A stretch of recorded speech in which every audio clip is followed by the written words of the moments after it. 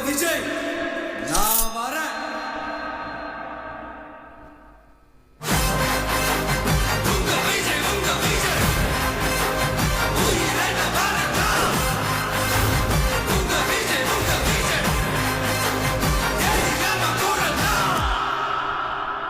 உங்க விஜய் நான் வரேன்.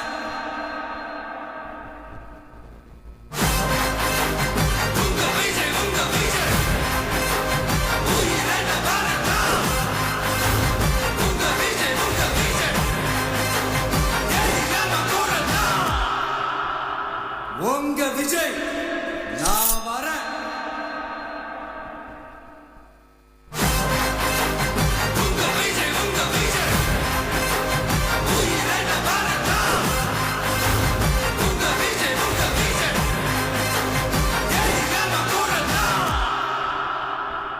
உங்க விஜய் நான் வரேன்.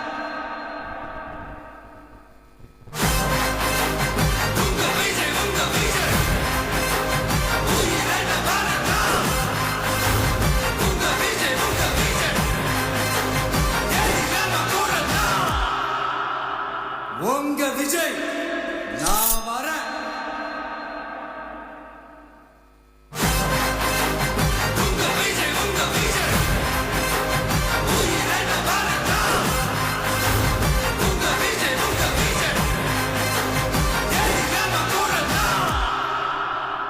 உங்க விஜய் நான் வரேன்.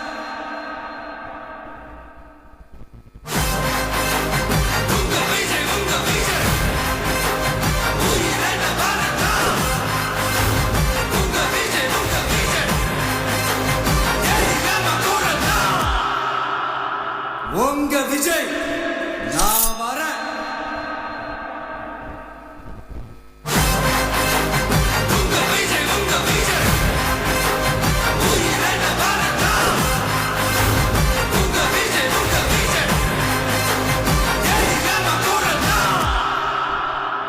உங்க விஜய் நான் வரேன்.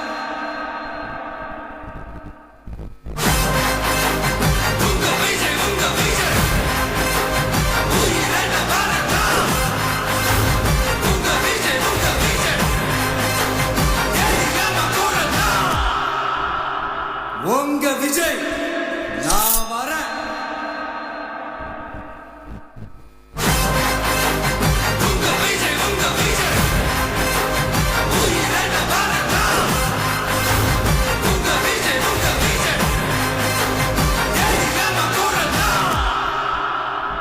உங்க விஜய் நான் வரேன்.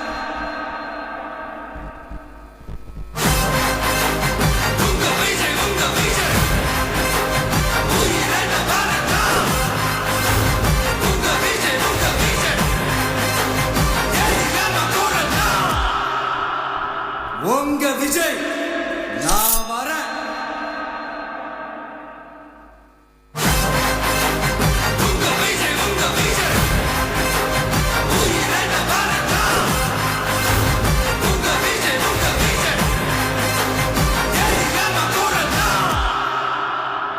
உங்க விஜய் நான் வரேன்.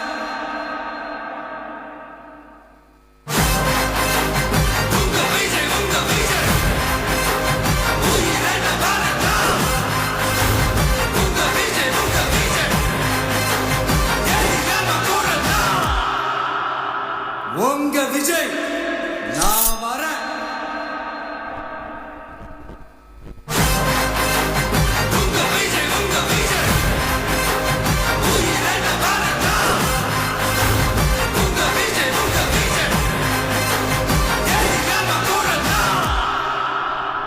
உங்க விஜய் நான் வரேன்.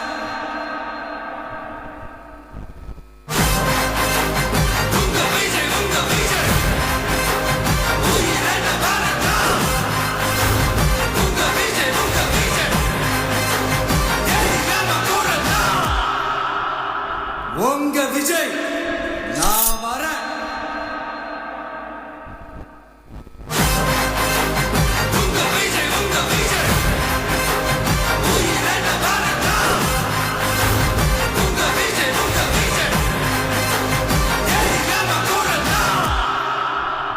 உங்க விஜய் நான் வரேன்.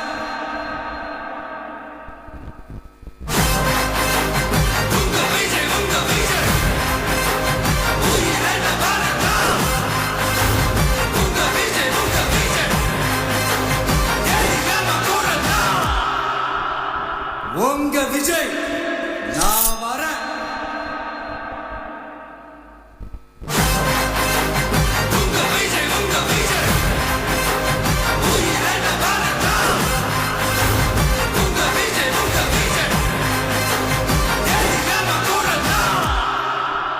உங்க விஜய் நான் வரேன்.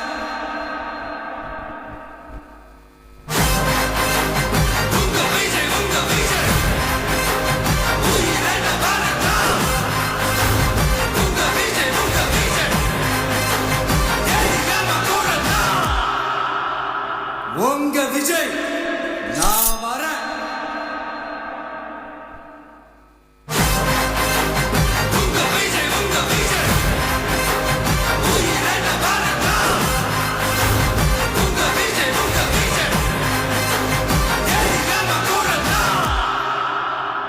உங்க விஜய் நான் வரேன்.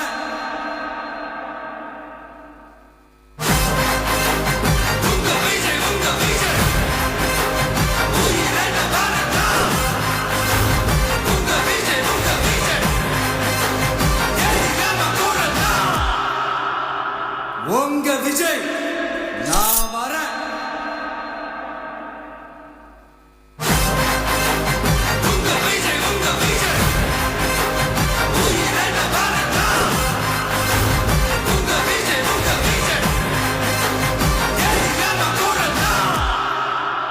உங்க விஜய் நான் வரேன்.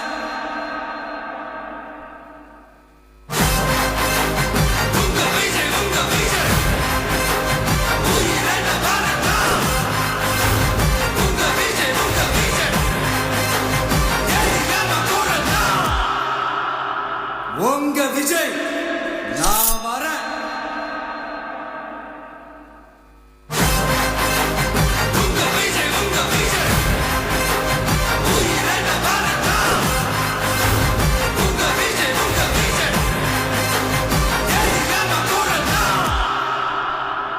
உங்க விஜய் நான் வரேன்.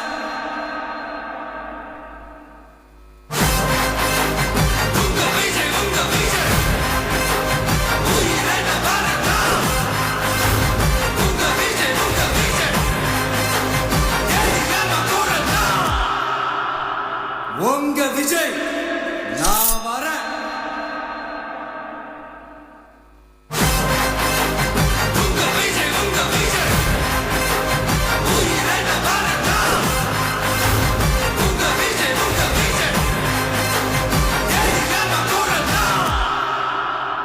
உங்க விஜய் நான் வரேன்.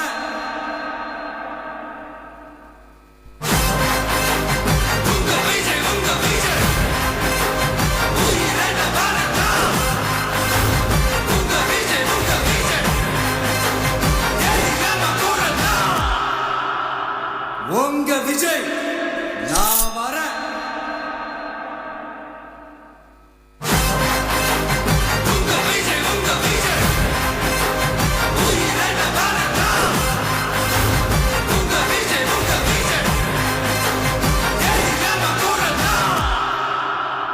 உங்க விஜய் நான் வரேன்.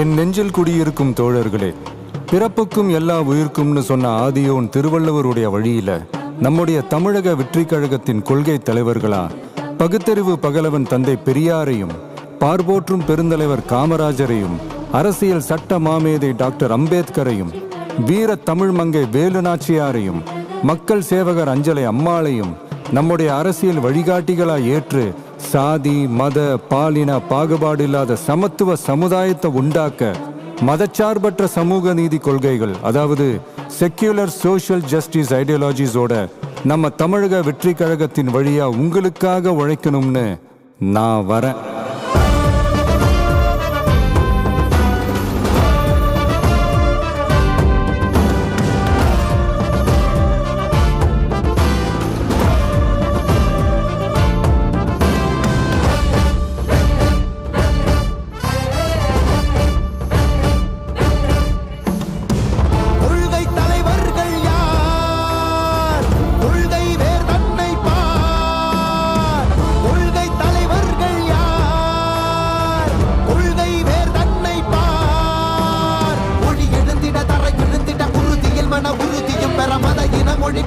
நமது சமமென புது யுகம் பிறந்திட நீர் மருத்துவம் காற்றுணவோடு கல்வி உலக தரமடைந்திட அறிவியலோடு அழகிய தமிழ்நாடு என புகழான் உயர்ந்திட நமது உரிமை நமது பெருமை தரங்க இணைய மாறும் நிலைமை பயனுற பெண் பயனுற தலைமுறை ஒளிவர வெற்றி தலைவன் வழியில் நித்தம் செல்வோம், கொள்கை தலைவன் வழியில் யுத்தம் வெல்வோம், ஒளி தியாக முன்னோரை கொண்டாடவே மதச்சார்பு இல்லா ஜனம் சேரவே விழிப்போம் உழைப்போம் நமக்காகவே இலக்கே நமக்கே ஜெயம் நாளையே.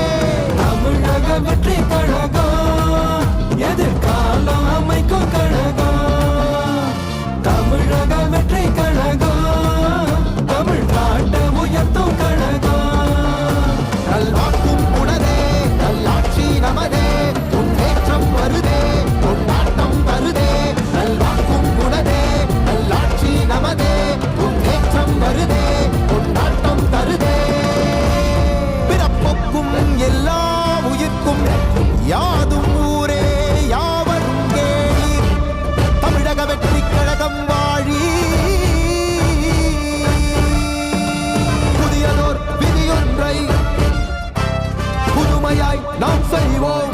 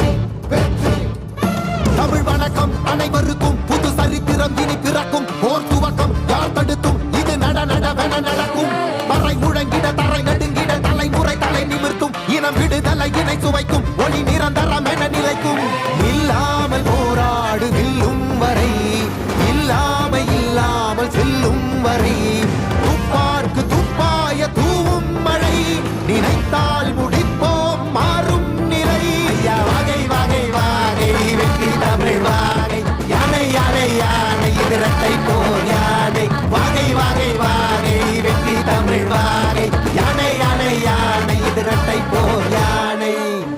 என் நெஞ்சில் குடியிருக்கும் தோழர்களே, பிறப்புக்கும் எல்லா உயிர்க்கும்னு சொன்ன ஆதியோன் திருவள்ளுவருடைய வழியில நம்முடைய தமிழக வெற்றிக் கழகத்தின் கொள்கை தலைவர்களா பகுத்தறிவு பகலவன் தந்தை பெரியாரையும், பார்போற்றும் பெருந்தலைவர் காமராஜரையும், அரசியல் சட்ட மாமேதை டாக்டர் அம்பேத்கரையும், வீர தமிழ் மங்கை வேலு நாச்சியாரையும், மக்கள் சேவகர் அஞ்சலை அம்மாளையும் நம்முடைய அரசியல் வழிகாட்டிகளா ஏற்று சாதி மத பாலின பாகுபாடு இல்லாத சமத்துவ சமுதாயத்தை உண்டாக்க மதச்சார்பற்ற சமூக நீதி கொள்கைகள், அதாவது செக்யூலர் சோஷியல் ஜஸ்டிஸ் ஐடியாலஜிஸோட நம்ம தமிழக வெற்றி கழகத்தின் வழியா உங்களுக்காக உழைக்கணும்னு நான் வரேன்.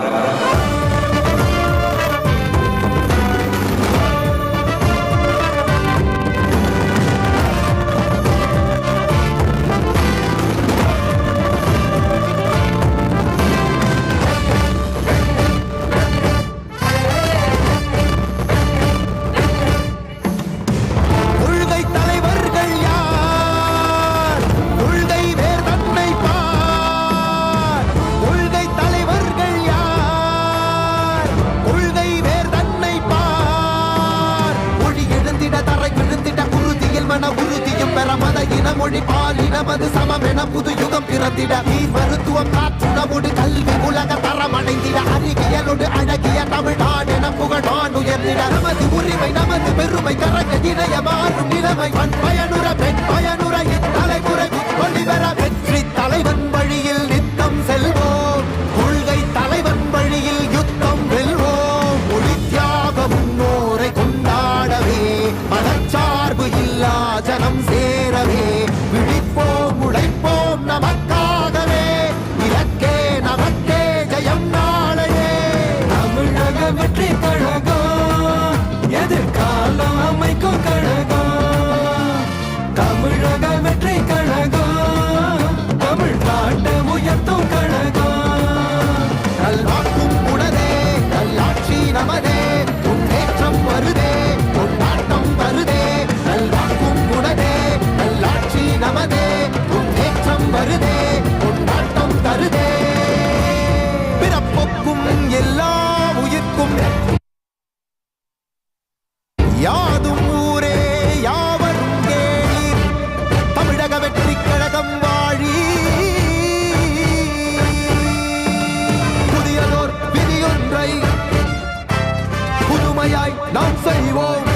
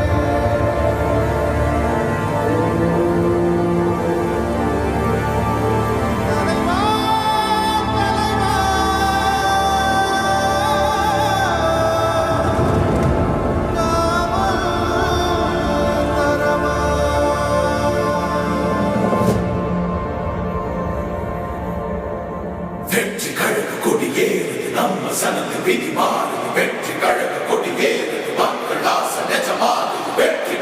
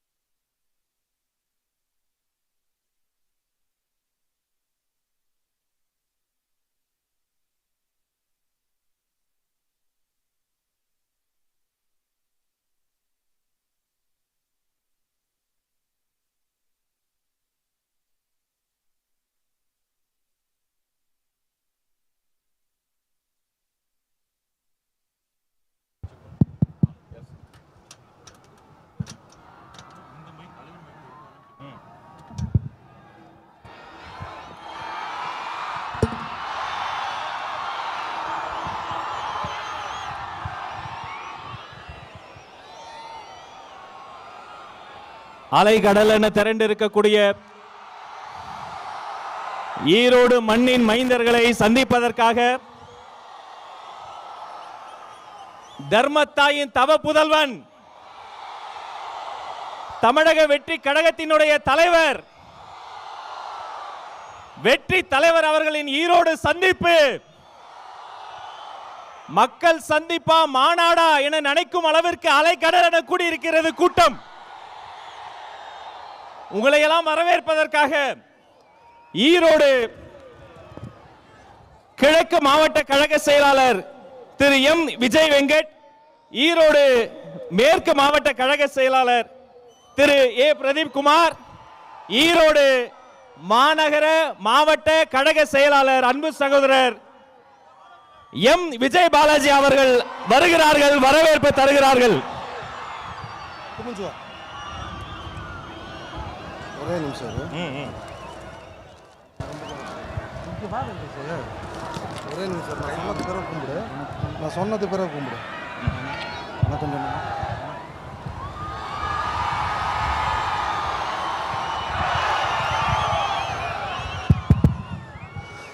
பிறப்புக்கும் எல்லா உயிருக்கும்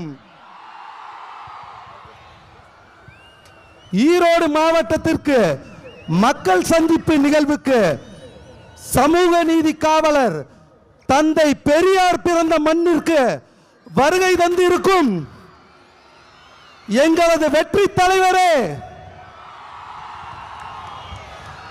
2026 நிரந்தர முதல்வரே, உங்களை ஈரோடு மக்களின் சார்பாக வருக வருக என வரவேற்பதில் பெரும் மகிழ்ச்சி அடைகிறேன். கொஞ்சம் சமூக நீதி பத்தி பேசலாமா? அது என்ன பேசலாமா? சமூக நீதியை பத்தி இந்த மண்ணு நம்ம பேசாம யார் பேசுவா?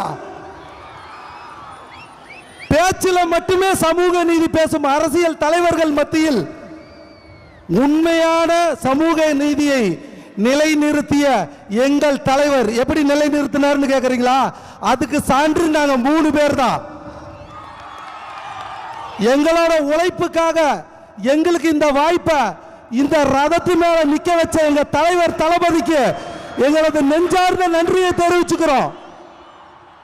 எல்லா மாவட்ட தலைவர்களுக்கும் நன்றியை தெரிவிச்சுக்கிறோம். ஒரு விஷயம் நல்லா தெரிஞ்சுக்கங்க, இந்த கூட்டம் மாற்று அரசியலுக்கான கூட்டம் அல்ல, புதிய தலைமுறைக்கான எங்கள் தலைவர் தளபதியின் புதிய அரசியல் பயணம்.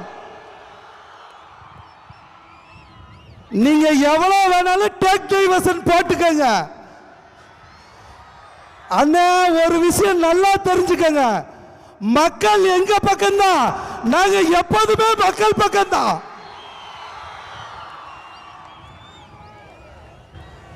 ஒரு பொதுக்கூட்டம், மக்கள் சந்திப்பு பொதுக்கூட்டத்தையே ஒரு மாநாடு மாதிரி நடத்தி காட்டிய கொங்கு மண்டலத்தின் தங்கம் எங்கள் அண்ணன் கே.ஏ. செங்கோட்டையன் அவர்களுக்கும் அவர்களுக்கு உறுதுணையாக இருந்த எங்க கழக பொதுச் செயலாளர் புஷியன் ஆனந்த் அவர்களுக்கும்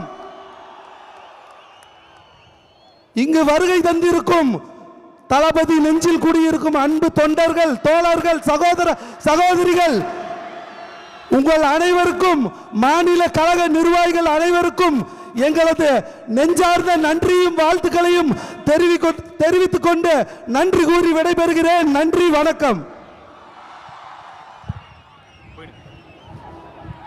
நன்றி. கடந்த 1 மாத காலமாக தலைப்பு செய்தி மட்டுமல்ல, இவர்தான் ஊடகங்களின் மலைப்பு செய்தி. அண்ணன் செங்கோட்டையன், கொங்கு நாட்டின் தங்கம், மண்ணின் மைந்தர், தலைமை ஒருங்கிணைப்பாளர் அண்ணன் செங்கோட்டையன் அண்ணன் வருகிறார், சிறப்புரை தருகிறார்.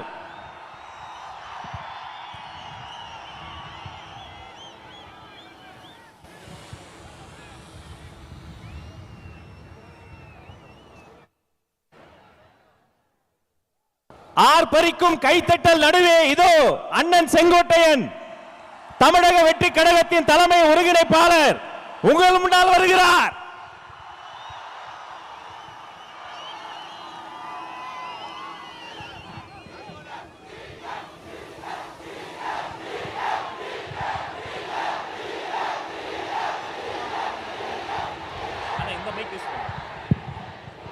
பெரியார் பிறந்த மண்ணில் வெற்றி கழகத்துடைய தலைவர் இங்கே வருகை தந்திருக்கிறார்கள்.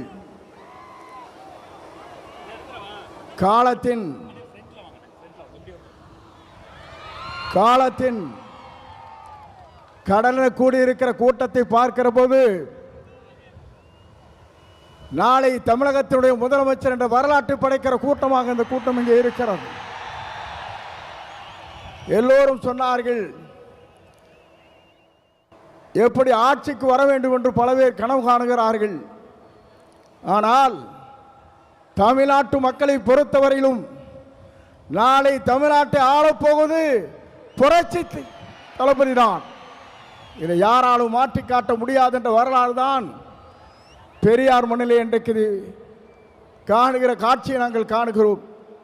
சமுதாயம் என்பது தந்தை பெரியார் அவர்கள் குறிப்பிட்டதைப் போல ஏழை மக்களுடைய கண்ணீரை தீர்ப்பதற்கு ஒரு நல்ல தலைமை வேண்டும் என்று பல நாட்களாக மக்களுடைய கனவு இன்றைக்கு நிறைவேற்றப்பட்டிருக்கிறது. மிக விரைவிலேயே தான் அந்த கனவு என்பது எல்லோரும் கூடுவார்கள், கூட்டம் கூடும், கலைந்து போகும்.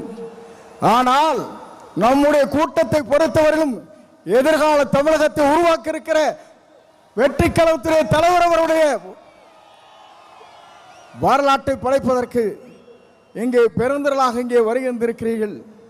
அதோடு மட்டுமல்ல, சிலவே நினைக்கிறார்கள் தலைவரை பொறுத்தவரையிலும் மனிதனை மிக்கவர், நல்லவர், வல்லவர், உங்களுக்காகவே வாழ்ந்து கொண்டிருப்போர் என்பதை மறந்துவிடக் கூடாது. ஏனென்று சொன்னால் ஒரு ஆண்டுக்கு 500 கோடி ரூபாய் வருவாய் அது தேவையில்லை என்று விட்டு மக்களுக்கு பணியாற்றுவதற்கு ஒரு தலைவர் வந்திருக்கிறார் என்று சொன்னால் உலக வரலாற்றில் புரட்சி தலைவரை பார்த்தேன், இன்றைக்கு புரட்சி தளபதி இன்றைக்கு காணுகிறேன். ஆகவேதான் மக்கள் இங்கே திரண்டிருக்கிறார்கள். என்னை பொறுத்தவரையிலும் இது தீர்ப்பளிக்கிற கூட்டம். தீர்ப்பளிக்கிற கூட்டம் மட்டுமல்ல, நீங்கள் திரண்டு வந்தால் நாடே தாங்காது என்கிற முறையிலே தான் இங்கே அற்புதத்தை தின்று கொண்டிருக்கிறீர்கள். உங்களை பொறுத்தவரையிலும் எதிர்காலம் பிரகாசம் உள்ள எதிர்காலமாக மாறப்போகிறது. எல்லோரும் சொன்னார்கள், எவ்வளவு வெற்றி வரப் போகிறான் என்று சொன்னார்கள். 234 அவர் ஆரை விரல் காட்டுகிறாரோ அவர் தான் தமிழ்நாட்டில் சட்டமன்ற உறுப்பினர் என்ற வரலாற்றை படைக்கின்ற அளவிற்கு நீங்கள் வாருங்கள், வெற்றியை தேடித்தாருங்கள் என்று அழைத்து விடைபெறுகிறேன். நன்றி, வணக்கம்.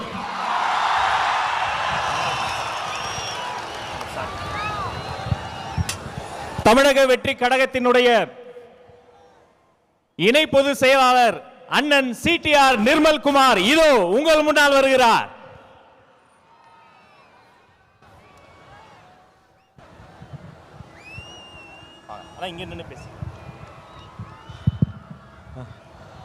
கொங்கு மண்டல மக்களுக்கு என்னுடைய வணக்கங்கள்.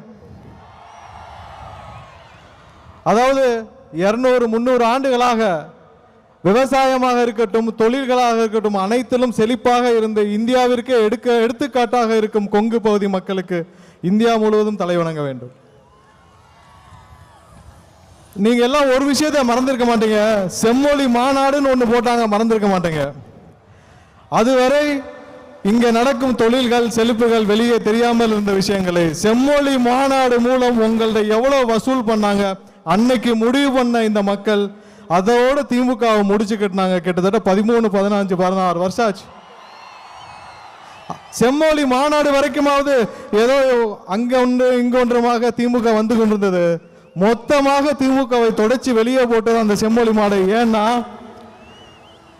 நியாயமாக நேர்மையாக தொழில் செய்து கொண்டிருக்கும் கொங்கு பகுதி மக்களிடம் ரூம் போட்டு வசூல் பண்ண திமுகவை என்றும் இந்த மக்கள் வலுக்க மாட்டார்கள், கடைசி வரை மன்னிக்க மாட்டார்கள். ஒரு விஷயத்தை பார்த்தீங்களா, இங்க பல அமைச்சர்கள் இருக்காங்க கொங்கு செய்தியில். இந்த அமைச்சர்களுக்கெல்லாம் கொடுக்கப்பட்ட துறை என்ன? ஒன்று டாஸ்மார்க், இல்லைன்னா வேற துறை. தொழில்களில் சிறந்து வழங்கும் கொங்கு பகுதி மக்களுக்கு தொழில்துறையில் ஒரு அமைச்சர் ஏன் கொடுக்கவில்லை என்பது இந்த பகுதியில் பல மக்களுக்கான கேள்வி. இத்தோட 2026க்கு அப்புறம் இதுவரை இருந்த ஆட்சியாளர்கள் யாரும் உங்களுக்கு எந்த விஷயத்திலும் உதவி செய்யவில்லை, எதுவும் நடக்கவில்லை. நீங்கள் சுயமாக தொழில்களை நீங்களே வளர்த்து இங்கே வளர்ந்து கொண்டிருக்கிறீர்கள்.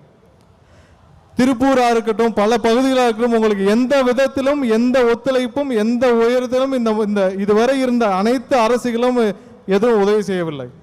ஆனால் 2026க்கு அப்புறம் இங்க உள்ள தொழில்கள் பல மடங்கு வளர உங்களுக்கு அனைத்து வகையிலும் உதவி செய்ய நம்மளுடைய தளபதி உங்களுடைய அண்ணன் அவர்களின் ஆட்சி கண்டிப்பாக வரும். இங்க இருக்கிற ஒவ்வொரு பகுதி மக்களுக்கு தேவையான அளவிற்கு அவர்களுக்கு ஒரு தகுந்தாற் போல் அமைச்சரவையும் கொடுக்கப்படும்.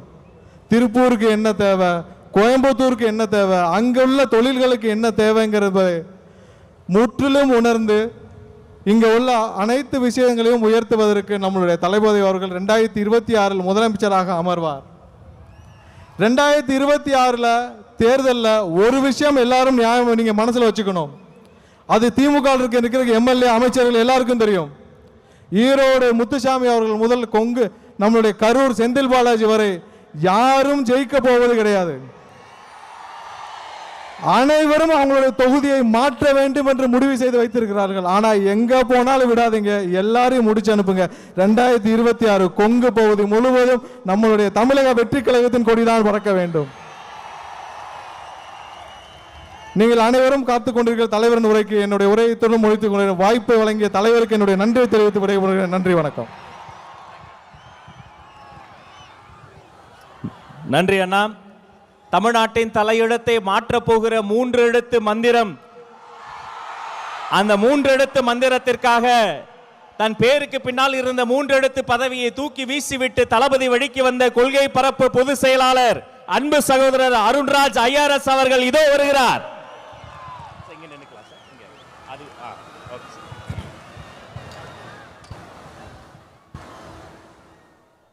பவானி யாரும் காவிரி யாரும் ஓடுற இந்த கொங்கு மண்டலத்தின் ஈரோடு மாவட்டத்திற்கு வருகை தந்திருக்கும் நம் வெற்றி தலைவர் ஜனநாயகன் அண்ணன் விஜய்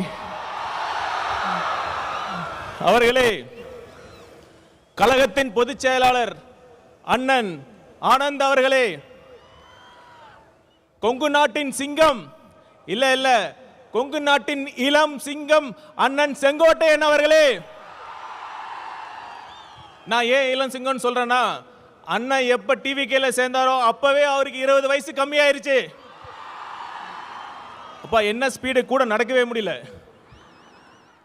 மற்றும் மாநில மாவட்ட நிர்வாகிகளே, காவல்துறை நண்பர்களே, ஊடக நண்பர்களே, தளபதி நெஞ்சில் குடியிருக்கும் நண்பா நண்பிகளே, உங்கள் அனைவருக்கும் வணக்கம்.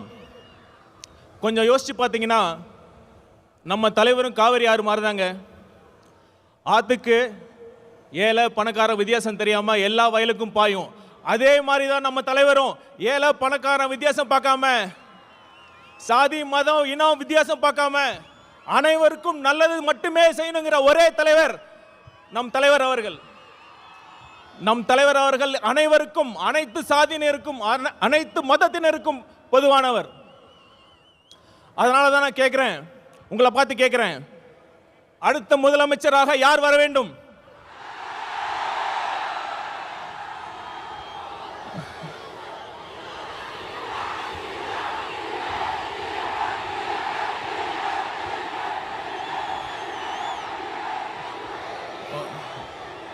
அதோட முக்கியமான கேள்வி, ஏன் நம் வெற்றி தலைவர் முதலமைச்சராக வர வேண்டும்?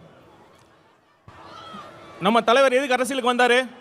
பணத்துக்காகவா, பதவிக்காகவா, இல்ல புகழுக்காகவா? இதையெல்லாம் போதும் போதுன்னு திகற்ற அளவுக்கு அவர் பார்த்தாச்சு. அவரோட நெருங்கி பழகியவன் என்ற முறையில் சொல்றேன், அவர் வரத்துக்கான ஒரே நோக்கம் தனக்கு பணம், பேர், புகழ் எல்லாம் கொடுத்த இந்த தமிழ்நாட்டுக்கும் தமிழக மக்களுக்கும் ஏதாவது நல்லது செய்யணுங்கிற ஒரே நோக்கத்துக்காக தான். அந்த நம்பிக்கை என்கிட்ட ஆழமா இருந்ததுனால தான் அண்ணன் சொன்ன மாதிரி என்ன ஐஆர்எஸ் பதவியை, நான் கஷ்டப்பட்டு படிச்ச ஐஆர்எஸ் பதவியை தூக்கி எறிஞ்சிட்டு அண்ணன் பக்கத்தில் நிக்கிறேன். அந்த நம்பிக்கை உங்ககிட்ட இருக்குல்ல, உங்ககிட்ட மட்டும் இல்ல, ஒட்டுமொத்த தமிழ்நாட்டு மக்களுக்கும் அந்த நம்பிக்கை இருக்கு. தளபதி வரார், நல்லது செய்ய போறார் என்ற நம்பிக்கை இருக்கு. அடுத்து இன்னொரு விஷயம், நம்மளை பார்த்து ரசிகர் கூட்டம்னு சொல்கிறாங்க. ஒரு நிமிஷம், அதுக்கு நான் சொல்கிறேன். இப்போ நம்ம கூட அண்ணன் இருக்கார்ல, கே செங்கோட்டையன் அண்ணா அவர்கள், ஒரு காலத்தில் அவர் தீவிர எம்ஜிஆர் ரசிகர். இன்னைக்கு ஒட்டுமொத்த தமிழ்நாடு மதிக்கின்ற ஒரு மிகப்பெரிய ஆளுமையாக இருக்கிறார் இல்லையா? இருக்கிறார் இல்லையா? அதே மாதிரி இந்த ரசிகர் கூட்டத்தில் இருந்து இன்னும் எத்தனை செங்கோட்டையன் வரப்போகிறார்கள் என்பதை பாருங்கள். ஆனா ஒண்ணுங்க, ரசிகர் கூட்டமா கூட இருந்துடலாம், ஆனா அந்த திமுக மாதிரி கொள்ளையடிக்கிற கூட்டமா, சுயநல கூட்டமா மட்டும் இருக்கவே கூடாது. சரி, ஒரு சீரியஸான விஷயத்தை பத்தி நான் பேசுறேன். பகுத்தறிவு பகலவன் தந்தை பெரியார் பிறந்த மண்ணில், இந்த ஈரோடு மண்ணில் அது பேசுறது ரொம்ப பொருத்தமா இருக்கும். 1916ஆம் ஆண்டு நீதி கட்சி தொடங்குறப்ப அது முக்கியமான நோக்கம் என்ன தெரியுமா? 3% மட்டுமே இருந்த ஒரு குறிப்பிட்ட சாதியினர் முக்கால்வாசி அரசு பணியிடங்களை ஆக்கிரமிச்சிருந்தாங்க. நீதி கட்சியின் கொள்கையை ஃபாலோ பண்றேன்னு சொல்ற இன்றைய திமுக என்ன பண்ணிட்டு இருக்காங்க? 3% இல்ல, ஒரு குறிப்பிட்ட குடும்பத்திற்காக மட்டுமே, அந்த குறிப்பிட்ட குடும்பத்திற்காக மட்டுமே ஆட்சி செஞ்சுட்டு இருக்காங்க. அந்த குறிப்பிட்ட குடும்பத்தில் பிறந்துட்டா ஆட்சி, பணம், அதிகாரம் எல்லாமே. அப்படி இல்லைன்னா கடைசி வரைக்கும் திமுகவோட தொண்டனா உழைச்சி கடைசி பதவி கிடைக்காம கடைசியில் சாக வேண்டியதுதான். இதுதான் இன்றைய உண்மையான திமுகவோட நிலைமை. திமுகவிற்கு குறிப்பாக அந்த குடும்பத்திற்கு சமூக நீதியை பற்றி பேசுறது எந்த தகுதியுமே கிடையாது. அப்புறம் இன்னொரு விஷயம், சிஎம் அவர்கள் நிறைய வாட்டி சொல்லியிருக்காரு, தப்பு பண்ணா நான் சர்வாதிகாரியாக மாறிடுவேன்னு சொல்றாரு. எனக்கு ரொம்ப ஆச்சரியமா இருக்கு. நம்ம சிஎம் அவர்களுக்கு ஜனநாயகம்னா என்ன, சர்வாதிகாரி ஆட்சினா என்னன்னே தெரியல. ஒரு தவறு நடந்தா தப்பு பண்ணவங்களை கண்டுபிடிச்சி தீர விசாரிச்சு அவங்களுக்கு தண்டனை வாங்கி கொடுக்கறதுல ஜனநாயக முறையில் தான், அதுக்கான சரியான வழிமுறை தான் ஜனநாயகமே தான்.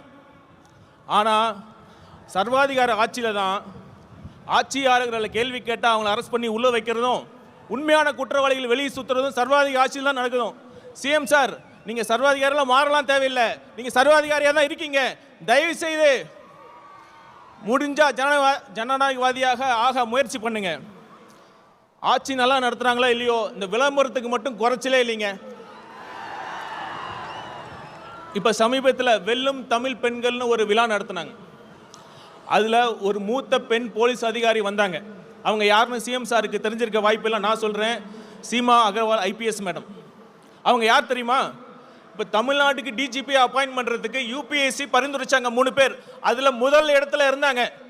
சிஎம் அவர்களே, நீங்கள் உண்மையாலுமே தமிழ்நாட்டு பெண்களை மதிக்கிறதா இருந்தா, அவங்களுக்கு உண்மையாலுமே தமிழக பெண்கள் மீது உங்களுக்கு அக்கறையாக இருந்தா, அந்த யூபிஎஸ்சி பரிந்துரைச்சு அந்த அதிகாரியை நீங்கள் அப்பாயின்ட் பண்ணியிருக்கணும். அதை தவறிட்டீங்க. கண்டிப்பாக நான் சொல்கிறேன், தமிழ்நாட்டு பெண்கள் உங்களை நம்பவே மாட்டாங்க.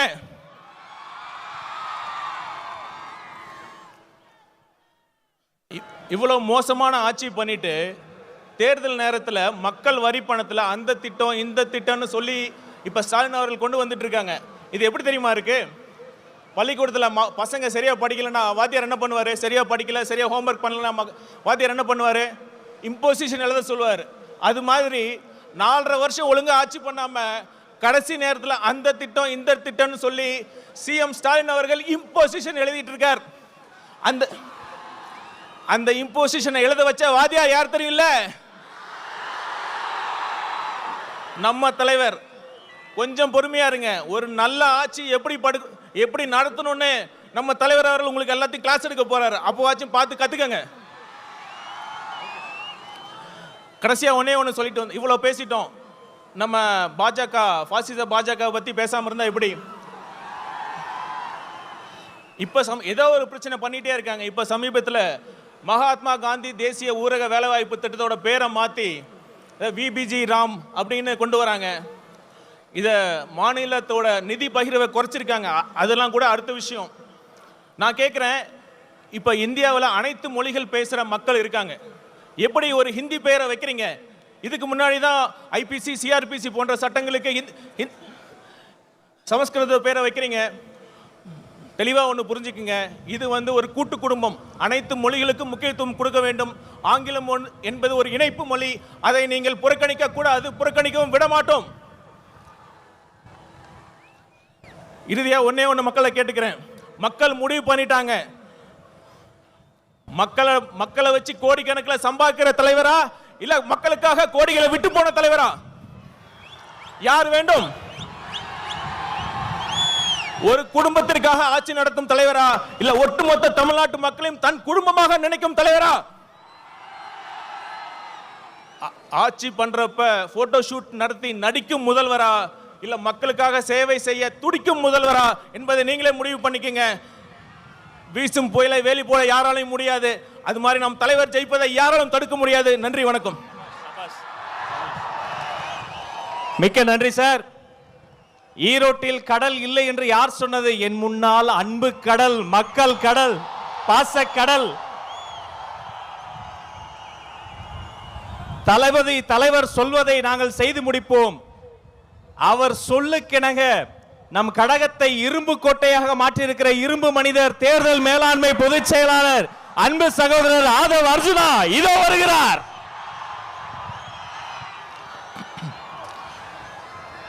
தெய்வத்தால் ஆகாதெனினும் முயற்சிதான் மெய்வர்த்த கூலி தரும்.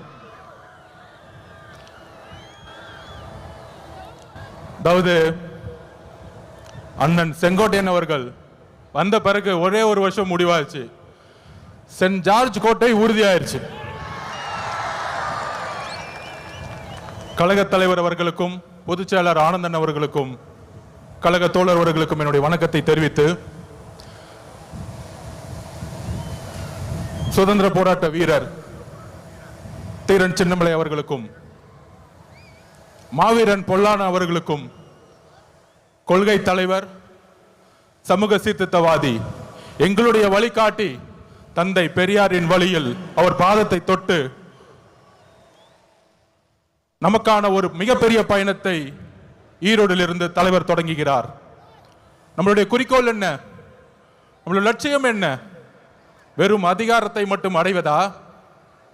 இங்க இருக்கக்கூடிய ஈரோடு மக்கள் எந்த அளவிற்கு ஒவ்வொரு விவசாயிகள், ஒவ்வொரு நெசவாளர்கள், ஒவ்வொரு தொழிலாளர்கள் தன்னுடைய வாழ்க்கையில் மிகப்பெரிய துயரத்தையும் ஒவ்வொரு நாளையும் தன்னுடைய குடும்பத்தை நடத்துறதுக்கே இந்த ஆட்சியோடைய ஊழலாலையும் பாதிக்கப்பட்டு இருக்காங்க. இங்க இருக்கக்கூடிய அமைச்சர்கள் டாஸ்மார்க்கை மட்டுமே நடத்திட்டு இருக்கக்கூடிய ஒரு நிர்வாகத்தை கொடுத்துட்டு இருக்காங்க. இதை மாற்றணும்னா யாரால மாற்ற முடியும்? யாரால மாற்ற முடியும்? நீங்க சொல்லுங்க. யாரால மாற்ற முடியும்? தளபதி விஜய் அவர்களால் மாற்ற முடியும். எந்த கட்சியால மாற்ற முடியும்? டிவிகே. இன்றைக்கு இருக்கக்கூடிய ஒரே நம்பிக்கை டிவிகே தான். அப்போது ரீசெண்டா ஒரு மாநாடு, இளைஞர் மாநாடு மாதிரி நடத்தினாங்க. எப்படி? இளைஞர் மாநாடு மாதிரி. அங்க ஆனா இளைஞர்களே இருக்க மாட்டாங்க. ஆனா அங்க ஒரு இளைஞர் இருக்காரு. அவங்க அப்பா பையன், அவங்க 2 இளைஞர்கள் தான் தமிழ்நாட்டில். அந்த இளைஞர்கள் சொல்றாங்க, மாநாடு போட்டு இளம் பெரியாராம். யாருப்பா இளம் பெரியாரு? பெரியாரோட வரலாறு தெரியுமா? பெரியார் ஸ்பெல்லிங் படிக்க தெரியுமா உனக்கு? மழையில படிக்க கொடுத்தா? இதே ஈரோட்டில் மண்ணில் எத்தனை சொற்பொழிவுகள், எத்தனை மாநாடு, எத்தனை உழைப்பு, 70 வருட உழைப்பு.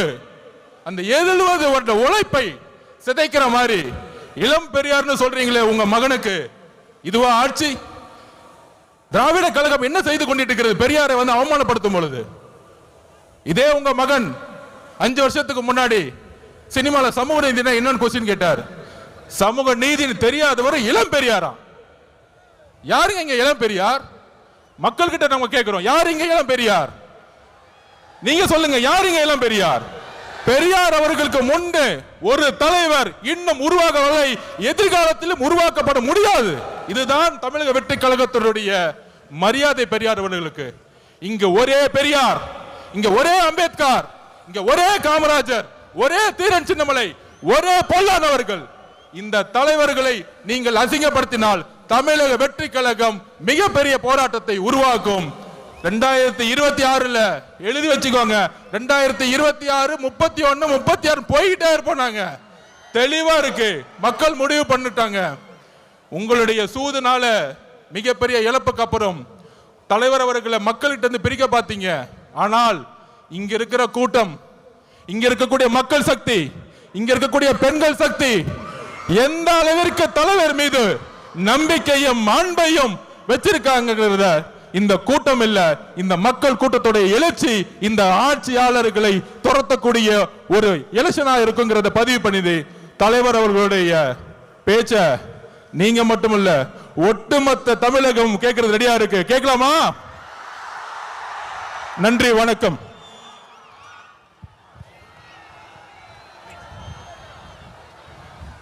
நன்றி சார்.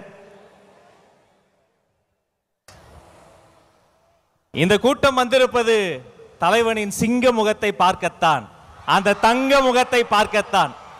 புயல் அல்ல, அவரது புன்னகையே போதும் ஒரு புரட்சியை ஏற்படுத்திவிடும்.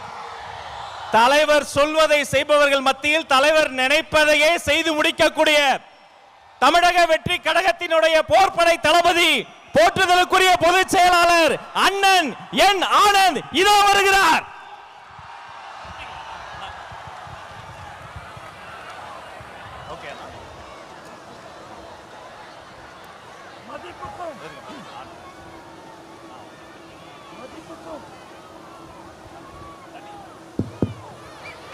மதிப்புக்கும் மரியாதைக்குரிய தமிழக வெற்றி கழகத்தின் தலைவர், 2026 தமிழகத்தின் முதல்வர், நம் வெற்றி தலைவர் தளபதி உங்களை பார்க்க நம் ஈரோடு மாவட்டத்திற்கு வந்திருக்கிறார்.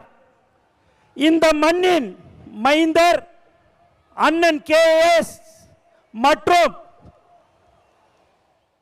தலைவரை காண கூடியிருக்கும் கழகத்தின் மாநில மாவட்ட நிர்வாகிகள், ஒன்றியம், கிளைக்கழகம், வார்டு பகுதி மற்றும் சார்பணிகள், தளபதி நெஞ்சில் குடியிருக்கும் ஈரோடு மக்களே உங்கள் அனைவருக்கும் வணக்கம்.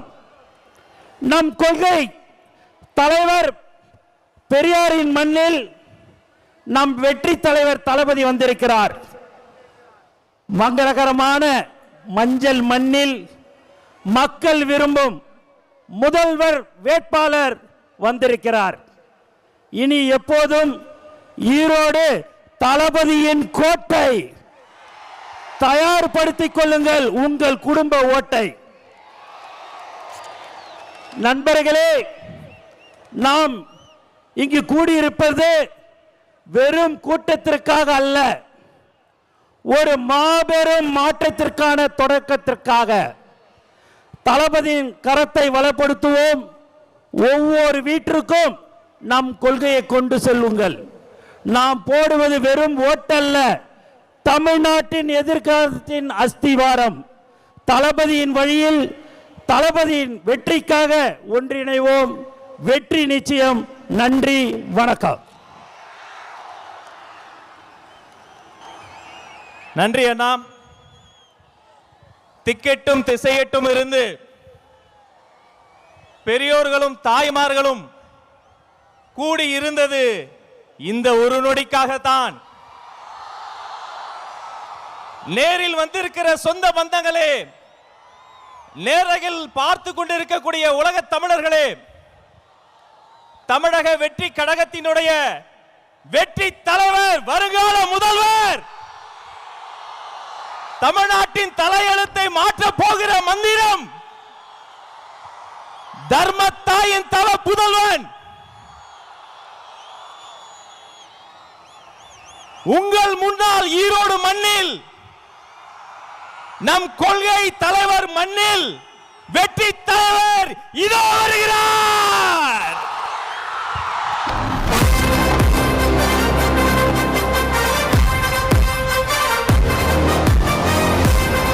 ஹலோ.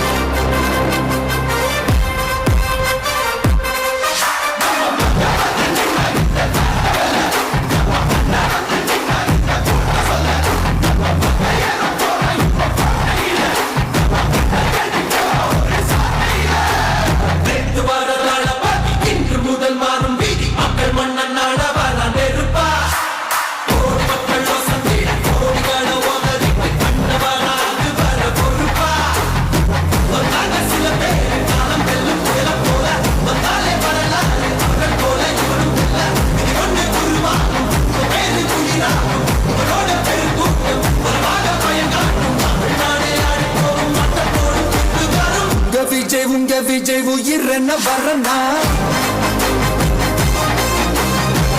விஜய் உங்க விஜய் எளியவன் குரல்னா விஜய் உங்க விஜய் தனியால் இல்ல கடல்னா விஜய் உங்க விஜய்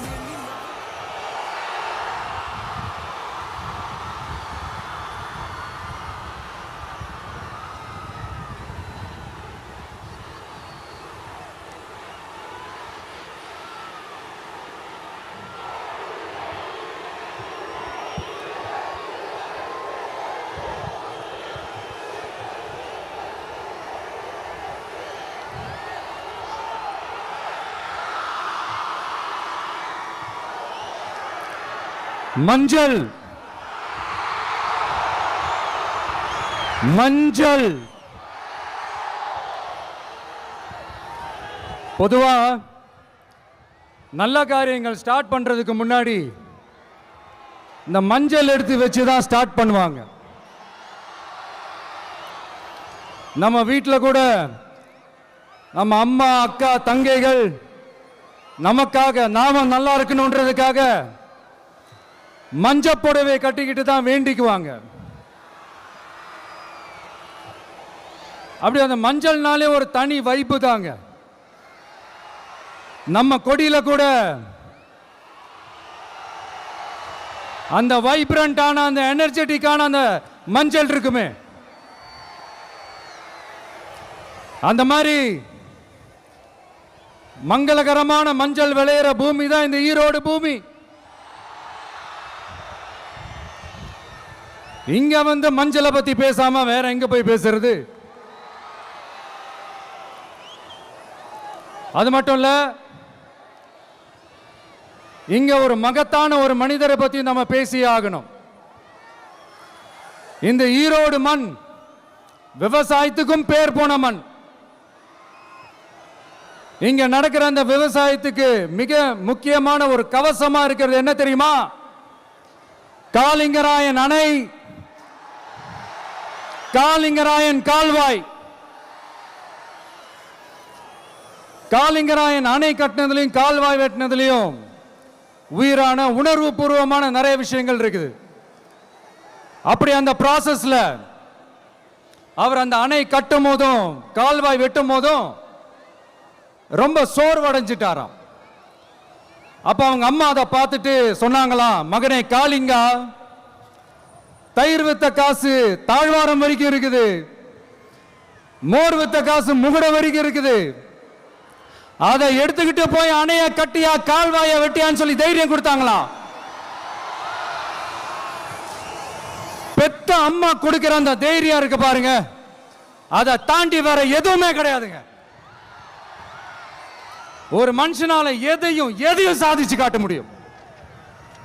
அப்படி ஒரு தைரியத்தை தான் இப்ப நீங்க என்னுடைய அம்மா அக்கா தங்கைகள் நண்பா நண்பிகள் தோழர்கள் எல்லாரும் எனக்கு கொடுத்திருக்கிறீங்க. அதே தைரியத்தை, அதே துணையா என் கூட நிக்கிறீங்க. இதை எப்படி நம்ம பிரிச்சு விடலாம்? இதை எப்படி நம்ம கெடுக்கலாம்? என்னெல்லாம் அவதூறுகள் நம்ம விஜய் மேல சொல்லி மக்களை நம்ப வைக்கலாம்? என்னெல்லாம் சூழ்ச்சிகள் நம்ம விஜய் மேல பண்ணி மக்களை நம்ப வைக்கலாம்? இப்படி சூழ்ச்சிகளை மட்டுமே நம்பி பொழப்ப நடத்துற சில சூழ்ச்சிக்கார கூட்டங்கள் இதை தொடர்ந்து செஞ்சுக்கிட்டு தான் இருக்கு. ஆனா அவங்களுக்கு தெரியாது, இது இன்னைக்கு நேத்து வந்த உறவு இல்ல. கிட்டத்தட்ட 30-33 வருஷத்துக்கு மேல இருக்கிற உறவு. ஏன் நான் சினிமாவுக்கு வந்தப்போ எனக்கு வயசு 10, அப்பல இருந்தே இந்த உறவு ஸ்டார்ட் ஆகி போயிட்டு இருக்குன்னு அவங்களுக்கு தெரியாம போச்சு. அதனால என்ன பண்ணாலும், நீங்க என்ன ட்ரை பண்ணாலும், எல்லாத்தையும் விட்டுட்டு மக்களுக்காக வந்திருக்கிற இந்த விஜய மக்கள் ஒரு நாளும் கைவிட மாட்டாங்க. மக்கள் கூடவே நிக்கிறாங்க, கூடவே நிப்பாங்கன்னு அவங்களுக்கு தெரியாம போச்சு. என்னப்பா நிப்பீங்கல்ல? உங்களை நம்பிதாப்பா வந்திருக்கிறேன். அதான் இந்த சத்தம் தாங்க வாழ்நாள் பூரா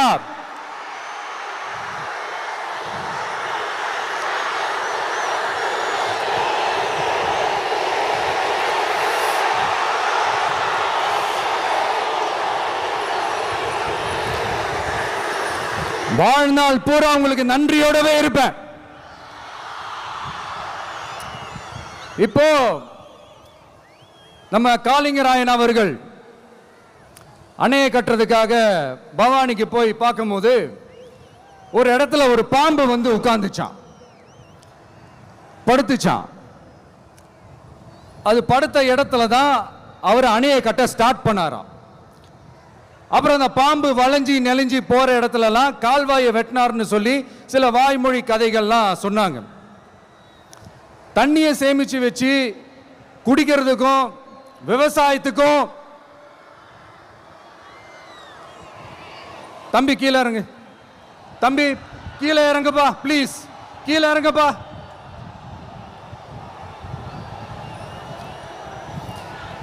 ஓகே, தேங்க்யூ தேங்க்யூ. கீழே இறங்குங்க, கீழே இறங்குப்பா. நீ இறங்கினாதான் முத்தம் கொடுப்பேன்.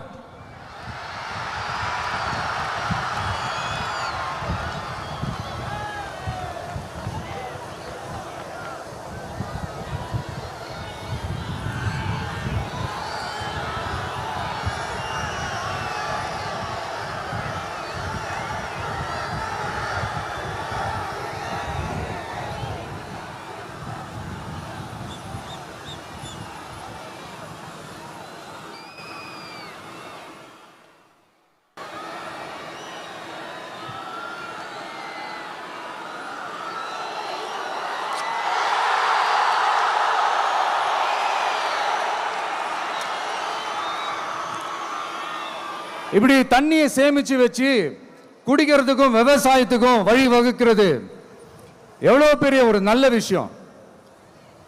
ஸோ இந்த மாதிரி நல்ல விஷயங்கள்லாம் செஞ்சிட்டு கதைகள் சொன்னா பரவாயில்ல, எதுவுமே செய்யாம கதைகளை மட்டும் அடிச்சு விடுறது எப்படி?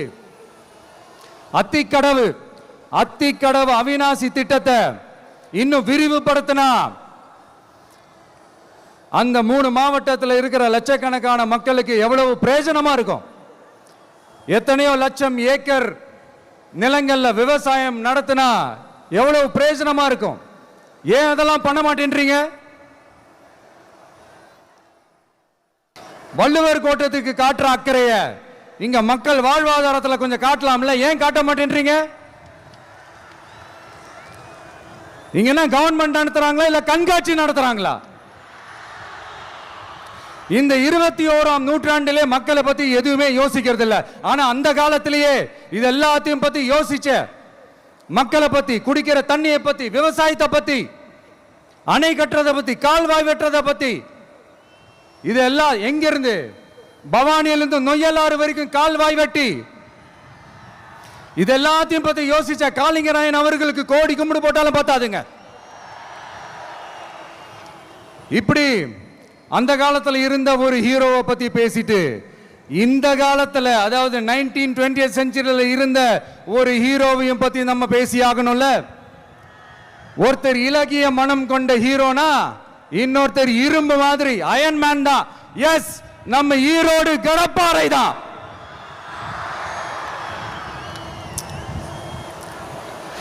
ஒட்டுமொத்த தமிழ்நாட்டையே திருப்பி போட்ட சீர்திருத்த நெம்புகோல் ஈரோடு மாவட்டத்தில் பிறந்த அவர்தான். இந்தியாவுக்கே இடஒதுக்கீடு சம்பந்தமான அரசியல் சட்டத்தை திருத்தறதுக்காக போராட்டம் நடத்தினவர் யாரு?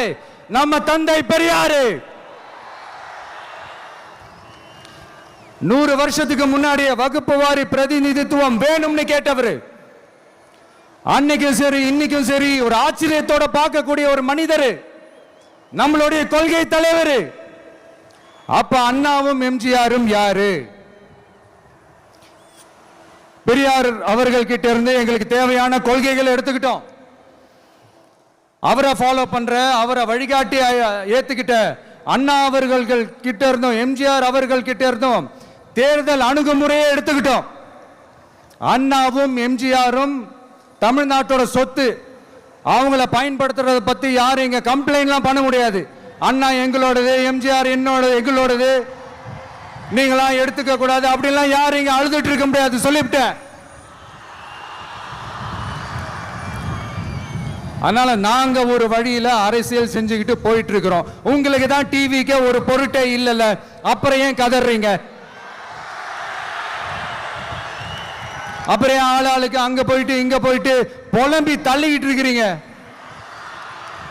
இது எப்படி இருக்கு தெரியுமா? எனக்கு பயம் இல்ல, எனக்கு பயம் இல்ல அப்படின்னு சத்தமா சவுண்ட் விட்டுக்கிட்டே சத்தமா பாட்டு பாடிக்கிட்டே இந்த நடுங்கிக்கிட்டே சின்ன பசங்க நடந்து போவாங்க, அந்த மாதிரி இருக்கு. முதல்ல மண்டையில இருக்கிற கொண்டே மறைங்க சார்.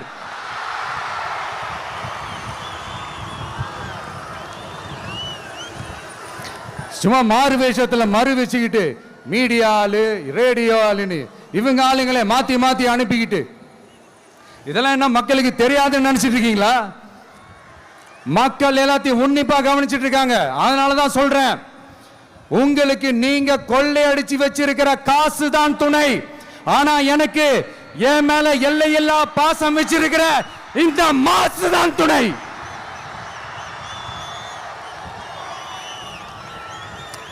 இப்படி நமக்கு துணையா இருக்கிற ஈரோடு மக்களுக்காக நான் இப்போ குரல் கொடுக்கலாம் வந்திருக்கிறேன். சரி, இப்ப விஷயத்துக்கு வருவோம். பெரியார் அவர்கள் கிட்ட இருந்த அந்த செல்வாக்கையும் அந்த பதவிகளையும் அந்த பவரையும் வச்சுக்கிட்டு அவர் என்ன சொன்னார் தெரியுமா? இவ்வளவு செல்வாக்கு, இவ்வளவு பதவிகள், இவ்வளவு பவர் இருந்தோம் நான் ஒரு 5 பைசா காசு சம்பாதிச்சிருப்பேனா? எனக்கோ இல்லை என் குடும்பத்துக்கோ பட்டங்கள் வேணும், பதவி வேணும்னு ஏதாவது கேட்டிருப்பேனா? இல்லை ஏதாவது லாபம் பார்த்துருப்பேனா? இல்லை எதுக்காவது ஆசைப்பட்டிருப்பேனா? ஆனா அவர் பேரை சொல்லிக்கிட்டு அவருடைய கொள்கையை ஃபாலோ பண்றதா சொல்லிக்கிட்டு இப்ப ஆட்சியில இருக்கிறவங்க என்னெல்லாம் செய்யறாங்கன்னு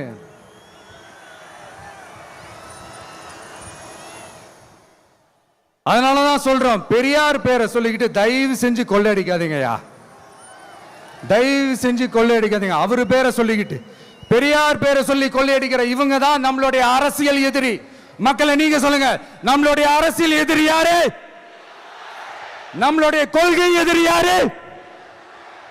ரிப்பீட், நம்மளுடைய அரசியல் எதிரி யாரு? நம்மளுடைய கொள்கை எதிரி யாரு? உங்களுக்கு புரியுது இல்ல? எனக்கு அது போதும்யா, எனக்கு வேற எதுவுமே தேவையில்லை.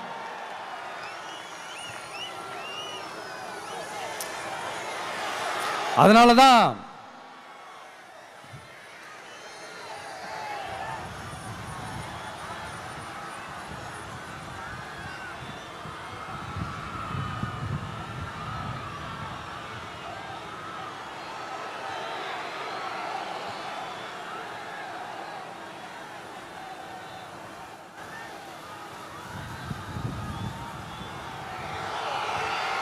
உங்களுக்கு நம்மளை பத்தி நம்ம அரசியலோட நீங்க எல்லாரும் என்னோட அரசியலோட கனெக்டடா இருக்கீங்கன்றது ரொம்ப தெளிவா தெரியுது. அதனால எனக்கு அது போதும். அதனாலதான் எதிரிகள் யாருன்னு சொல்லிட்டு களத்துக்கு வந்திருக்கிறோம்.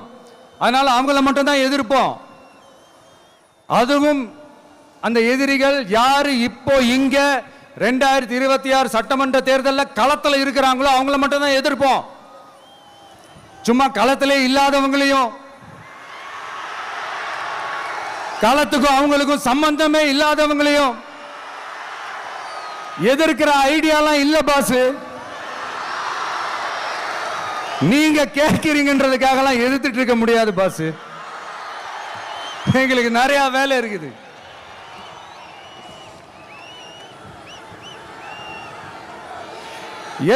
எத்தனை பொய்யான வாக்குறுதிகள். வந்த உடனே நீட்டை ரத்து செய்வோம், கல்வி கடனை ரத்து செய்வோம், கேஸ் சிலிண்டருக்கு மானியமா 100 ரூபாய் தருவோம், என்னெல்லாம் அடிச்சு விட்டுட்டு இன்னி வரைக்கும் கேட்கிறேன். இதெல்லாம் சொன்னாங்களே, செஞ்சாங்களா? இவங்க எப்பவுமே இப்படிதான், சொல்றது ஒண்ணு செய்யறது ஒண்ணு. திமுகவும் பிரச்சனைகளும் ஃபெவிகால் போட்டு ஓட்டின ஃப்ரெண்ட்ஸ் மாதிரி ஒன்னில இருந்து ஒன்ன பிரிக்கவே முடியாது. இந்த இப்போ ஈரோடு பகுதியில் இருக்கிற பிரச்சனையை பத்தி பேசுவோம். பெரியார் பேரை மட்டும் சொல்லிக்கிட்டு எப்படி அவரோட கொள்கைகளுக்கு எதிராக செயல்படுறாங்களோ அப்படிதான் இந்த மஞ்சள் நகரத்தோட மஞ்சளுக்கும் ஒண்ணும் பண்ணல, மஞ்சள் விவசாயிகளுக்கும் ஒண்ணும் பண்ணல.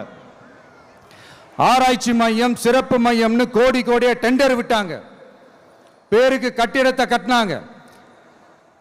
ஆனா உலகமே போட்டி போட்டு வாங்குற மஞ்சளை மதிப்பு கூட்டி விற்பனை செய்ய, அதாவது அதோட வேல்யூ இன்க்ரீஸ் பண்ணி நம்ம விவசாயிகளுக்கும் இந்த மாவட்ட மக்களுக்கும் நன்மை செய்ய இதுவரைக்கும் என்ன செஞ்சிருக்காங்கன்னு யோசிச்சு பார்த்தா ஒரு பெரிய ஜீரோ தான். கரும்பு நெல்லுக்கு அரசாங்கம் விலை பிக்ஸ் பண்றாங்க, அதையும் ஒழுங்கா பண்றதில்ல, ஒவ்வொரு முறையும் பிரச்சனை. அங்க நெல் கொள்முதல் செய்யறதுல ஊழல். சரி, நாம கஷ்டப்பட்டு விளைய வச்சது வீணா போக கூடாதுன்னு நினைச்சு நம்ம விவசாயிகள் கேட்கிற லஞ்சத்தை கொடுத்தாலும் அதுக்கப்புறம் கூட அந்த கொள்முதல் ஒழுங்கா நடக்கிறது இல்லை. அதையும் தாண்டி ஏதோ ஒரு விலை விவசாயிகளுக்கு கிடைக்குது. அப்படிலாம் இல்லாம ஒழுங்கா நேர்மையா நம்ம மஞ்சளுக்கும் நியாயமான விலை பிக்ஸ் பண்ணி தரமான விதைகளை கொடுத்தா என்ன குறைஞ்சா போயிடுவாங்க? இதெல்லாம் யோசிக்கிறதுக்கு அவங்களுக்கு நேரமே இல்லை. 24x7 அவங்களோட யோசனை என்ன தெரியுமா? இந்த விஜயை எப்படி முடக்கலாம், தமிழக வெற்றி கழகத்தை எப்படியெல்லாம் முடக்கலாம், அப்படிதான் அவங்களுடைய சிந்தனையே 24x7. எத்தனையோ வருஷத்துக்கு முன்னாடி நம்ம காளிங்கராயர் நதிகளின் இணைப்புக்கு முன்னோடியா இருந்தார். பவானி ஆத்துல வர அதிகமான தண்ணீர் அணை கட்டி தேக்கி தண்ணீர் வறட்சியான பகுதிகளுக்கு அனுப்பினார். ஆனா இன்னைக்கு இவ்வளவு நவீன வசதிகள் இருந்தோம், இவ்வளவு சயின்ஸ் வளர்ச்சிகள் இருந்தோம், இவ்வளவு டெக்னாலஜி வளர்ச்சிகள் இருந்தோம், அவங்க வாக்குறுதியில் ஒன்று கொடுத்தாங்கல்ல, பவானி நொய்யலாறு அமராவதி 6 இணைப்பு திட்டத்துக்கு ஒரு துரும்ப கூட கிள்ளி போடல. வாக்குறுதி நம்பர் 103 சொன்னாங்களே, செஞ்சாங்களா? சரி, இதாவது ஒரு பெரிய ப்ராஜெக்ட் வைங்க. ஆறுகளை சுத்தப்படுத்த பல்லாயிரம் கோடி நிதி ஒதுக்குவோம், தமிழ்நாட்டில் உள்ள ஆறுகளை சுத்தப்படுத்துவோம்னு சொன்னாங்களே, செஞ்சாங்களா? ஆனா ஆத்து மணலை கொள்ளையடிக்கிறதுல மட்டும் வேலையை கரெக்டா செய்வாங்க. இதை நான் ஏன் திரும்ப திரும்ப சொல்றேன்னா, மக்களே நீங்க புரிஞ்சுக்கணும். கொஞ்சம் மசந்தா மற்ற மாவட்டங்கள்ல மணல் காணாம போன மாதிரி, மலைகள் காணாம போன மாதிரி, நம்ம மாவட்டத்தில் தனி வளத்தை கொடுத்த செம்மண்ணும் காணாம போறதுக்கு வாய்ப்பு இருக்கு மக்களே.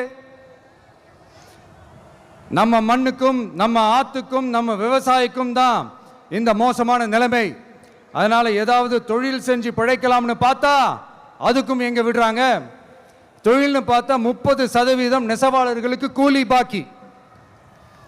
அரசாங்கம் நம்ம நெசவாளர்கள் கிட்ட இருந்து கொள்முதல் செய்த வேட்டி சேலைக்கான கூலியை கூட போராடித்தான் வாங்க வேண்டியதா இருக்குது.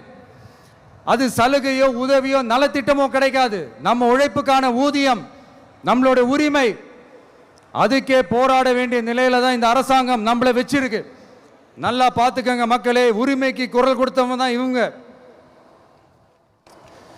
சிறு குறு தொழில்கள் பீக் ஹவர்ஸ் சார்ஜ்னு கரண்ட்டுக்கு அநியாய விலை வச்சு அதையும் செய்ய விடாம நம்மளை முடக்கிடுறாங்க. அந்த பீக் ஹவர்ஸ் சார்ஜ் கொள்ளையால எத்தனை வருஷமா எவ்வளவு பேர் பாதிக்கப்படுறோம், எவ்வளவு தொழில்கள் பாதிக்கப்படுது. நாமளும் கத்துறோம், போராடுறோம், கோரிக்கை வைக்கிறோம். எதையாவது இவங்க கண்டுக்கிறாங்களா? கொஞ்சம் யோசிங்க. ஏன் கண்டுக்க மாட்டேன்றாங்கன்னு கொஞ்சம் யோசிங்க. அப்போதாங்க பிரைவேட்ல அதிக விலைக்கு கரண்ட் வாங்க முடியும், அதுக்கு டெண்டர் விட முடியும். அப்படி டெண்டர் விட்ட மேட்டர்ல எல்லாம் என்ன நடக்கும்னு உங்களுக்கும் தெரியும், எனக்கும் தெரியும், நம்ம எல்லாருக்குமே தெரியும். இந்த மாதிரி ஈரோடுல மட்டும் இல்ல, எந்த மாவட்டத்துக்கு போனாலும் பிரச்சனைகள் மேல பிரச்சனைகள் தான்.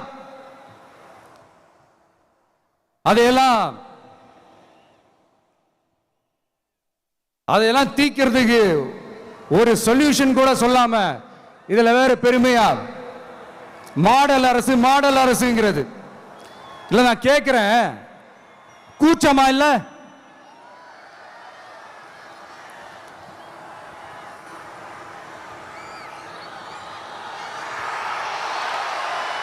இதெல்லாம் கேட்டா அப்படியே நம்ம பக்கம் யூட்டர்ன் அடிச்சு வந்துருவாங்க.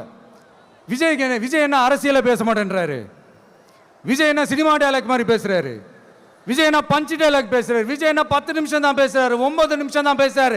நான் எத்தனை நிமிஷம் பேசினா உங்களுக்கு என்ன சார்? நான் எப்படி பேசினா உங்களுக்கு என்ன சார்? உள்ள விஷயம் என்னன்னு பாருங்க சார். ஒவ்வொரு மாவட்டத்துக்கும் போய் மக்கள் ஃபேஸ் பண்ற பிரச்சனைகளை எடுத்து பேசிட்டு இருக்கிறேன். பின்ன அது அரசியல் இல்லாம வேற எதுதான் அரசியல்? உங்களை மாதிரி தனிப்பட்ட முறையில் தரக்குறைவா அசிங்கமா பேசுறதுதான் அரசியல்னா அந்த அரசியல் நமக்கு வராதுன்னா நல்லாவே வரும். உங்களை விட எனக்கு அது நல்லாவே வரும். வேணான்னு விட்டு வச்சிருக்கிறோம். அப்புறம் உங்களுக்கு நமக்கு என்ன வித்தியாசம்? காஞ்சிபுரத்தில் நாம பேசும்போது இந்த மாதிரி உங்களால் அமைக்கப்பட போற ஆட்சியில் நம்ம ஆட்சிக்கு வந்த உடனே என்னெல்லாம் செய்ய போறோன்றது சிலது சொன்னோம். அதையெல்லாம் தப்பா புரிஞ்சுக்கிட்டு இப்போ சொல்றேன், விளக்கமா சொல்றேன், நான் சலுகைகளுக்கு எதிரானவன் கிடையாது. மக்களுக்கான சலுகைகளை இலவசம்னு சொல்லி அசிங்கப்படுத்துறதுல எனக்கு உடன்பாடு கிடையாது. மக்கள் காசுல மக்களுக்கு செய்யறதை எப்படி இலவசம்னு சொல்லுவீங்க? அப்படியே செஞ்சிட்டாலும் ஓசில போறேன்னு சொல்லி அசிங்கப்படுத்துறீங்க. என்ன கேட்கறதுக்கு ஆள் இல்லைன்னு நினைச்சீங்களா? மக்களுக்கு ஒண்ணுன்னா இந்த விஜய் வந்து நிப்பா, இந்த விஜய் வந்து கேள்வி கேட்பா. இந்த விஜய் எப்பவுமே மக்கள் பக்கம் தான், அதே மாதிரி மக்களும் என் பக்கம் தான். என் மக்கள் மானத்தோட மரியாதையோட கௌரவத்தோட வாழணும். என் மக்கள் யாருக்கும் கீழே கிடையாது. அப்படி அவங்க கௌரவத்தோட வாழணும்னா அவங்களுக்கான வாழ்க்கை தரம் உயரணும். வாழ்க்கை தரம் உயரணும்னா அவங்களோட வாழ்வாதாரம் உயரணும். வாழ்வாதாரம் உயர்ந்தாதான் பொருளாதாரம் உயரும். பொருளாதாரம் உயர்ந்தாதான் வசதி வாய்ப்புகள் உயரும். இதெல்லாம் உயர்ந்தாலே ஆட்டோமேட்டிக்கா அவங்களோட வாழ்க்கை தரம், அவங்களுக்கான மரியாதை, அவங்களுக்கான கௌரவம் எல்லாமே உயரும். இதுக்கான வழிகள், அந்த சூழல்களை அந்த கவர்மெண்ட் அமைச்சு கொடுக்கணும். இதுக்கான அந்த திட்டங்களை செயல்படுத்தணும். இதெல்லாம் செஞ்சாதான் இந்த அரசாங்கம் ஒரு நல்ல அரசாங்கம். இதைத்தான் சொன்னோம்.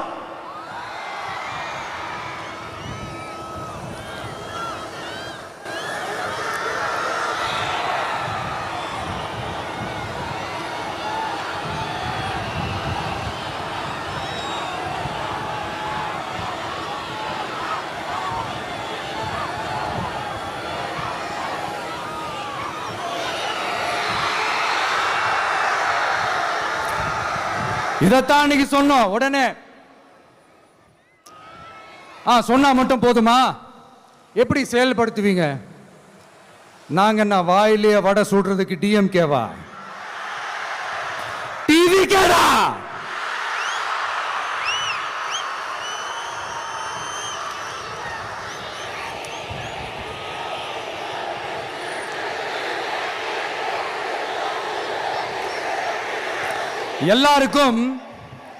எல்லாருக்கும் நிரந்தரமான ஒரு வீடு இருக்கணும்னு சொன்னோம். உடனே எங்க ஆட்சியிலே நாங்க எல்லாரும் வீடு கட்டி கொடுத்துட்டோமே அப்படிங்கிறது இல்ல. நான் கேட்கிறேன், இங்க உங்களை தான் கேட்கிறேன், இங்க வாடகைக்கு இருக்கிறவங்களே இங்க யாரும் இல்லையா? எல்லாருக்கும் சொந்தமா வீடு கட்டி கொடுத்துட்டாங்களா? அடுத்து வீட்டில் இருக்கிற ஒவ்வொருத்தரும் மினிமம் டிகிரி படிச்சிருக்கணும் அப்படின்னு சொன்னோம். உடனே எங்க ஆட்சியிலே எல்லாரும் டிகிரி படிச்சு முடிச்சிட்டாங்களே அப்படிங்கிற மாதிரி சொல்றது அது உண்மைனா? ஸ்கூல் லெவல்லையே டிராப் அவுட்ஸ் அதிகமானது யாரோட ஆட்சியிலங்க?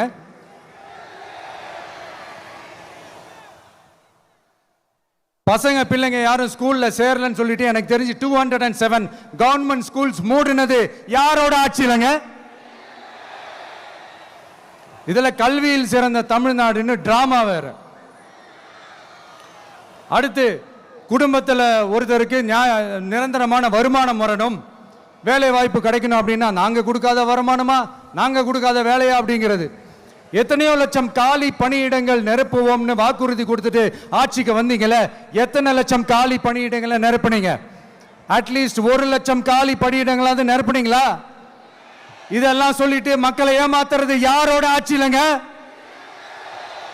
அடுத்து ரொம்ப முக்கியமா, பெண்களுக்கு பாதுகாப்பு இல்ல, சட்டம் ஒழுங்கு சரியா இல்லைன்னு சொன்னா தமிழ்நாட்டில் பெண்கள் பாதுகாப்பு தான் அதிகமா இருக்குதான். நீங்க சொல்லுங்க மக்களே, பெண்கள் பாதுகாப்பு இருக்கு? சட்டம் ஒழுங்கு சரியா இருக்கு? அவங்க சொல்றது உண்மையா? அவங்க சொல்றதை நீங்க ஏத்துக்கிறீங்களா? சத்தமா கேக்குதா சார்? இதுதான் ரியாலிட்டி, இதுதான் நிஜம். நம்மளுடைய ஆட்சியில சட்டம் ஒழுங்குல சமரசமே இருக்காது. அதனாலதான் இவ்வளவு ஸ்ட்ராங்கா சொல்றோம், தைரியமா இருங்க மக்களே. இந்த மாதிரி விஷயங்கள்லாம் நம்ம மக்கள் கிட்ட எடுத்து சொன்னா உடனே இந்த இது எடுத்துட்டு வந்துருவாங்க.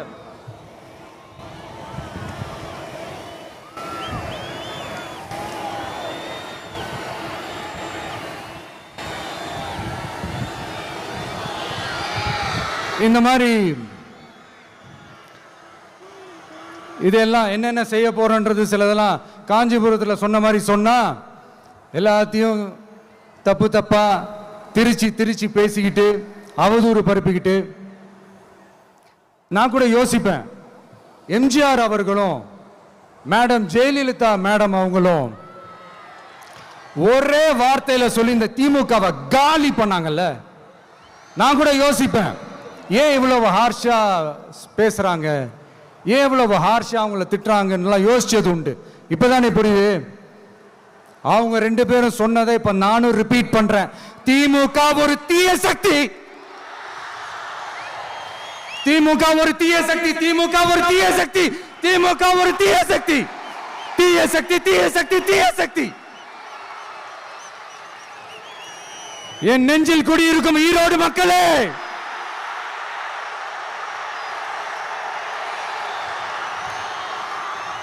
டிவிகே ஒரு தூய சக்தி. எப்படி? டிவிகே ஒரு தூய சக்தி. தூய சக்தி டிவிகேவுக்கும் தீய சக்தி டிஎம்கேவுக்கும் தான் போட்டியே.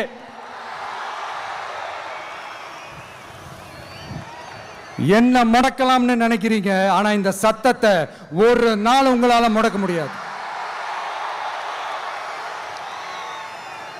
மக்கள் விரோத திமுக அரசை வீழ்த்த மக்கள் சக்தியான நம்மளால மட்டும்தான் முடியும்.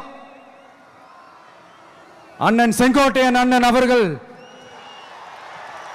நம்ம கூட வந்து சேர்ந்தது நமக்கு ஒரு மிகப்பெரிய ஒரு பலம்.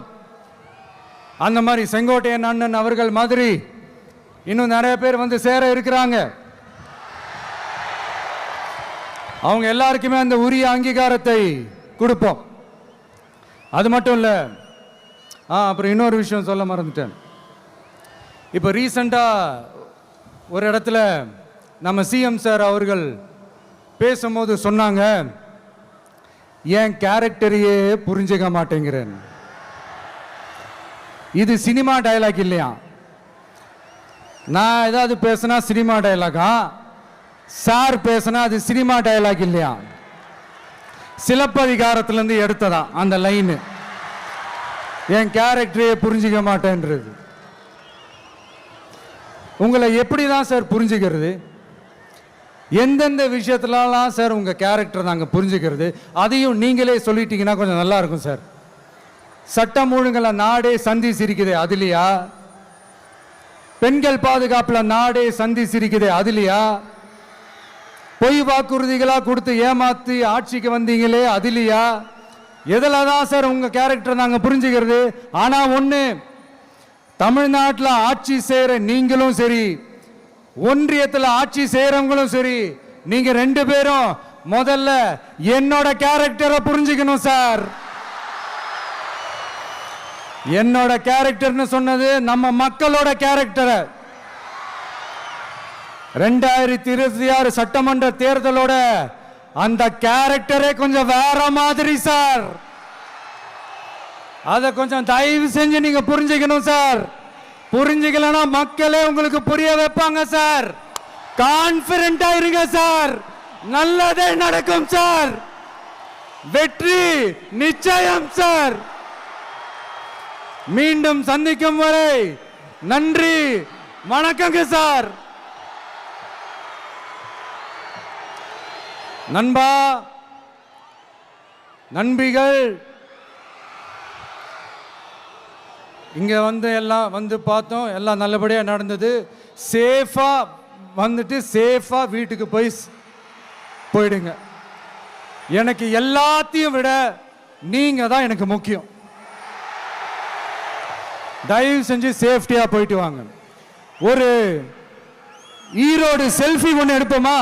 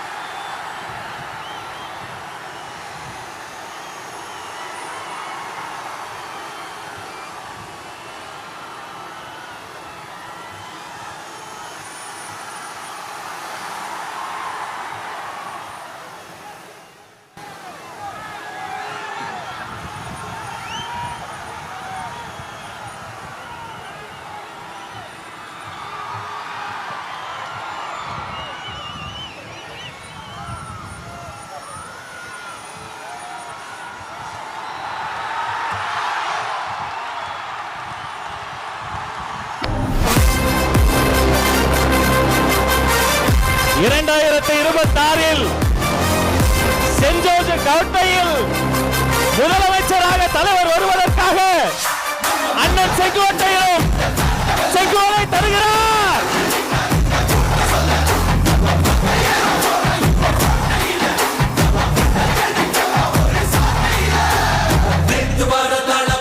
இன்று முதல் மாறும் வீதி மக்கள் மன்னன் நாட வர நெருப்பா மக்கள் கோடிகள ஓதறிக்கு கண்ணவராது வர பொறுப்பா சில பேர் காலம் வெல்லும் புயல போல வந்தாலே வரலாறு அவர்கள் போல இவரும் இல்ல இது ஒன்று குருவாகும் பேரு குயிராகும் அவரோட பெருங்கூட்டம் உறவாக பயங்காட்டும் தமிழ்நாடே ஆடி போகும் மட்டம் போடும் இங்கு வரும் உங்க விஜய் உயிர் என்ன வரனா உங்க விஜய் எளியவன் குரல் தான் உங்க விஜய் தனியால் இல்ல கடல் தான் உங்க விஜய் எளியவன் குரல் தான் உங்க விஜய் தனியால் இல்ல கடல் தான் மக்கள் தானே மன்னர்களை உனக்கு காட்ட வரனா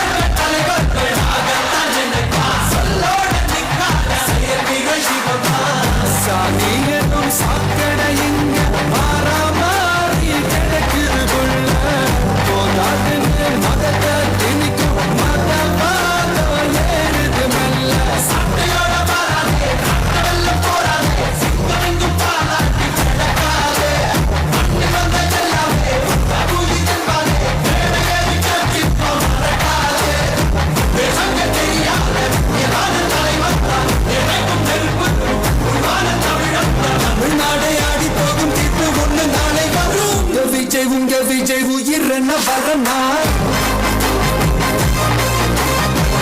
விஜய் உங்க விஜய் எளியவன் குரல்னா விஜய் உங்க விஜய் தனியா இல்ல கடல்னா விஜய் உங்க விஜய் எளியவன் குரல்னா விஜய் உங்க விஜய் தனியா இல்ல கடல்னா மக்கள் தானே மன்னர்களை உனக்கு காட்ட வரனா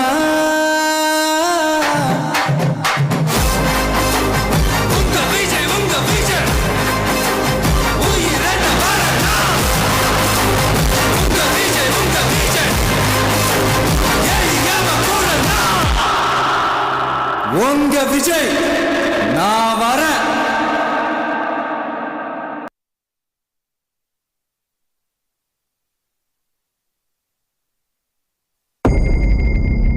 மக்கள் மன்னரே அன்பாரே அண்ணனே விழாவீரனே பெரியாரின் பேரனே மன்னா மன்னா எங்கள் உரிமை காவல்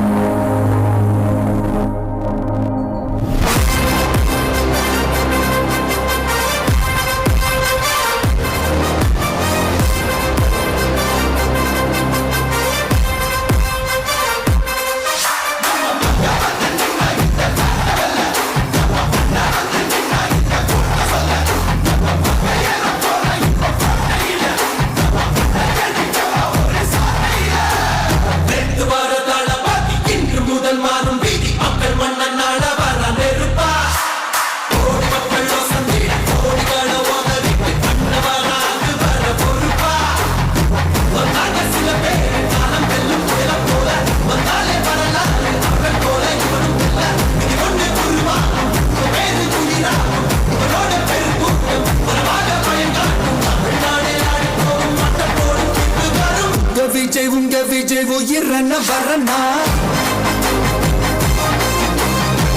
விஜய் உங்க விஜய் எளியவன் குரல்னா